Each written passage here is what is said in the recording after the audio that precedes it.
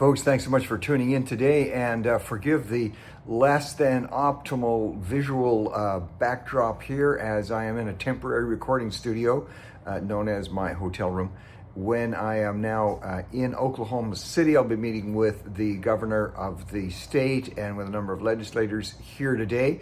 So we still, people want to get out the daily broadcast. I have that all ready for you to go. Strap on the seatbelts. We've got some incredible stories, everything from of course, President Trump traveling to China, and we'll see who will stare down whom, and quite amazing stories coming out of Canada that are going to be eye-opening to you. And from around the world, let's just jump right in with the first 3 months of 2026.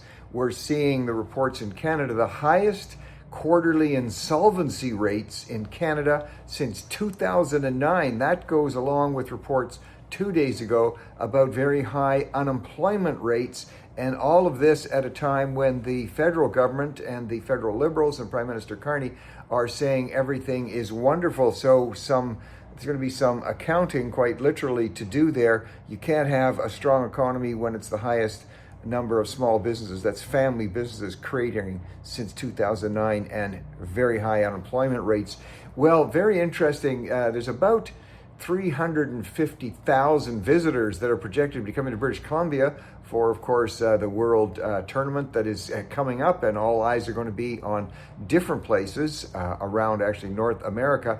But what's got people interested is City Council and the Socialist NDP government have announced big plans. They are going to be sweeping into downtown Vancouver and cleaning up all the unsafe areas where the, quote, homeless people are, and the drug users, and people that normally every day through the year scare regular citizens. No, if you're visiting BC, you're going to see it cleaner and safer because there's going to be a temporary cleanup. And citizens are saying, well, if the city and the province can clean things up temporarily and can move people and move encampments off the streets temporarily, why can't they do it permanently? So all you visitors to Vancouver and British Columbia, you're going to have a wonderful, fabulous time. We look forward to seeing you here, and stick around after and watch as people return to their tents on the street. Well, in television program called The View, many of you know it, some of you watch it. It comes out of the States, but it has wide viewership in Canada, of course.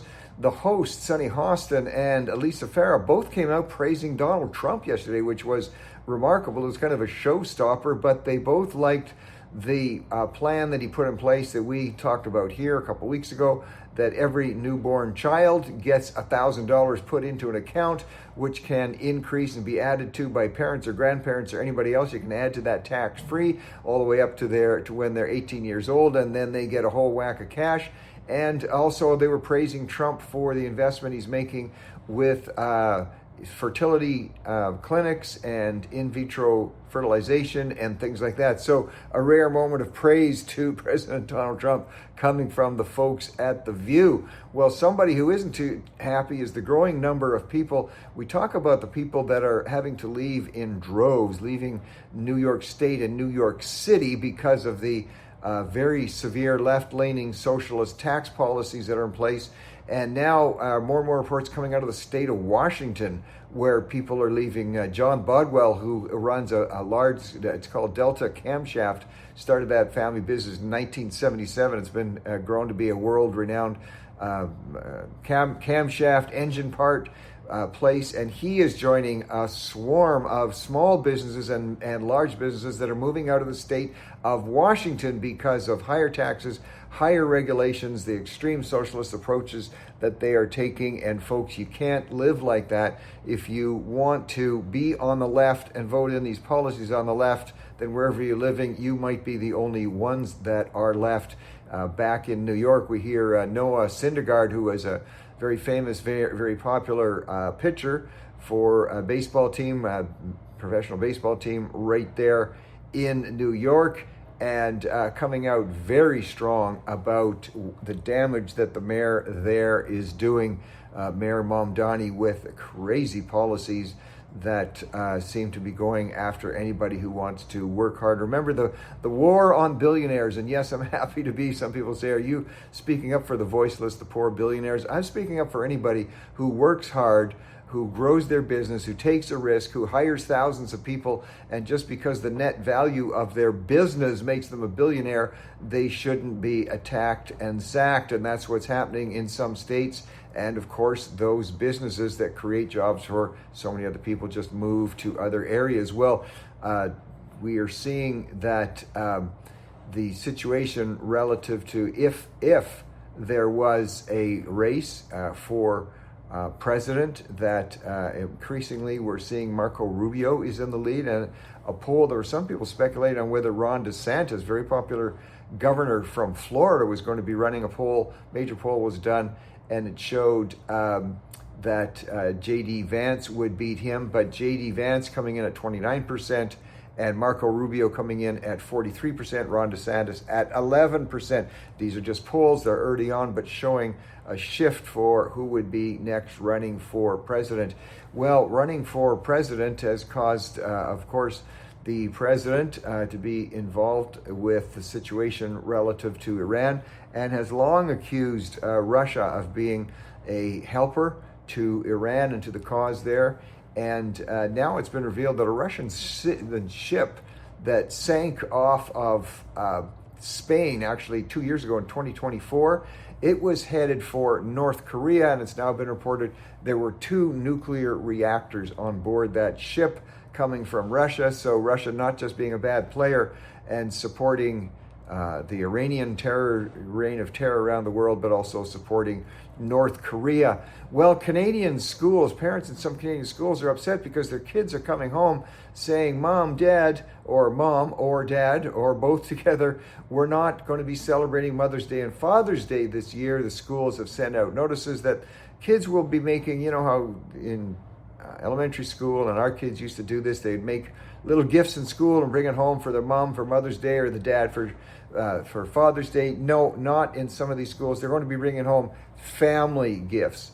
And the schools that are being approached and talking about this to say they're doing it in the name of diversity. There's so many different types of families now. They're no longer going to be celebrating Mother's Day and Father's Day. That's causing some concern. Let me know what you think in the comments. I appreciate comments on both sides of issues that I get. Well, Canada again in the sights from the U.S.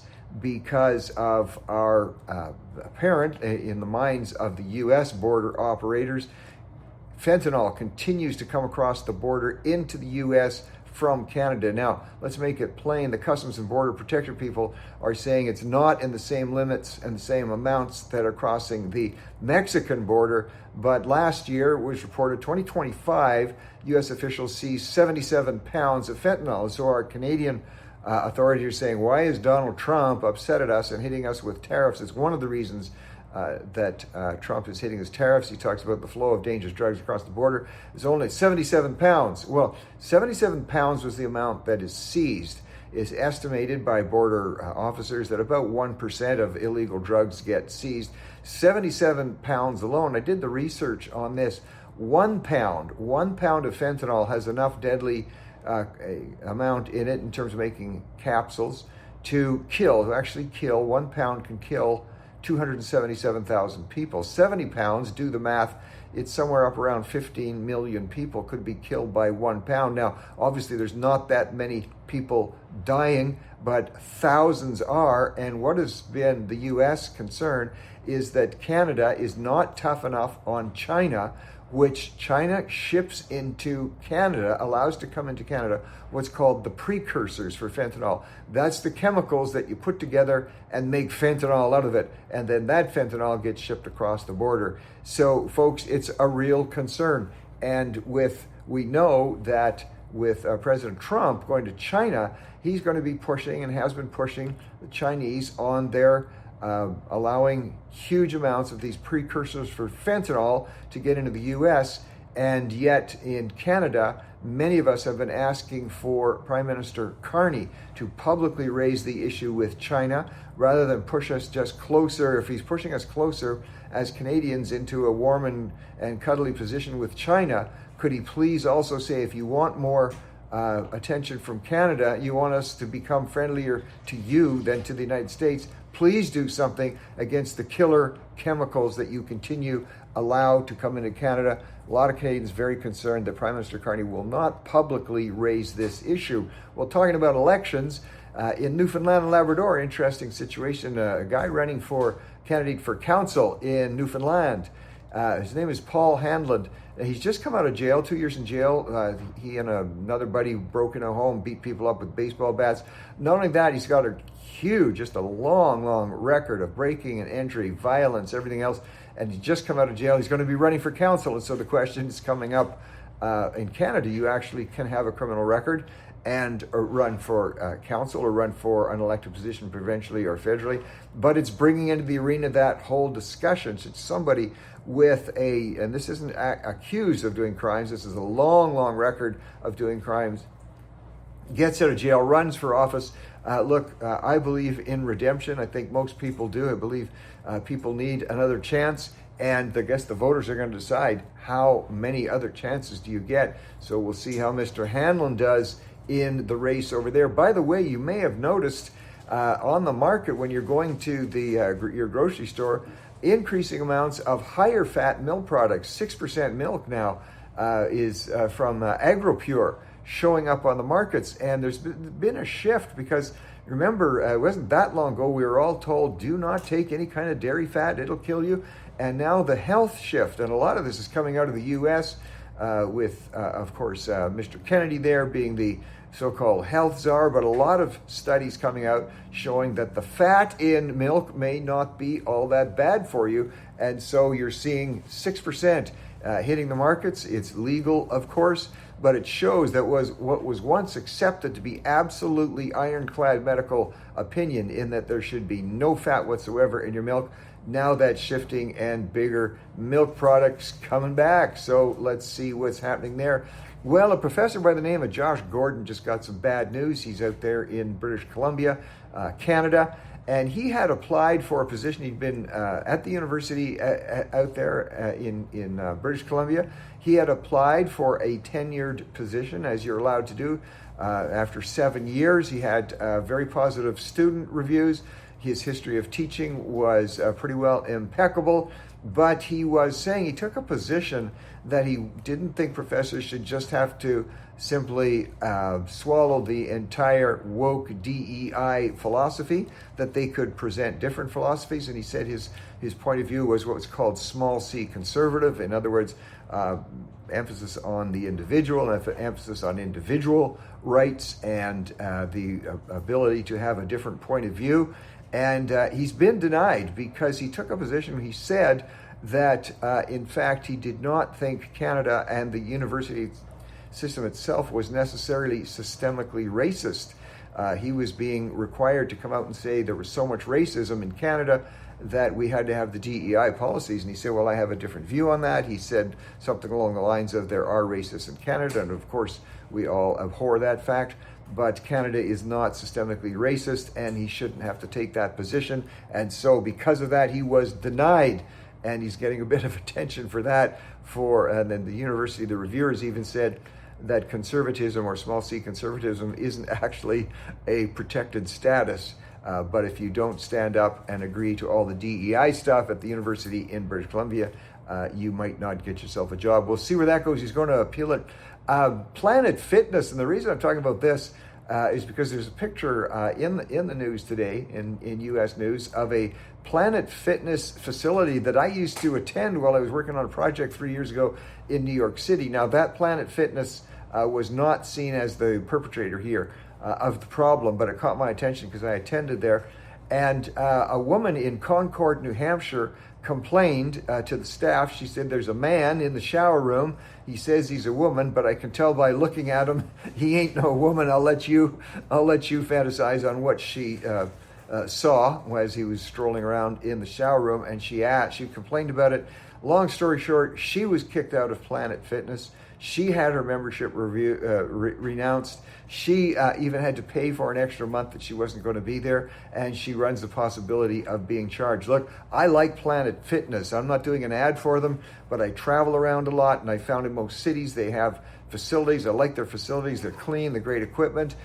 In my hometown of British Columbia, there's a Planet Fitness, great staff there, great men and women, just a super place.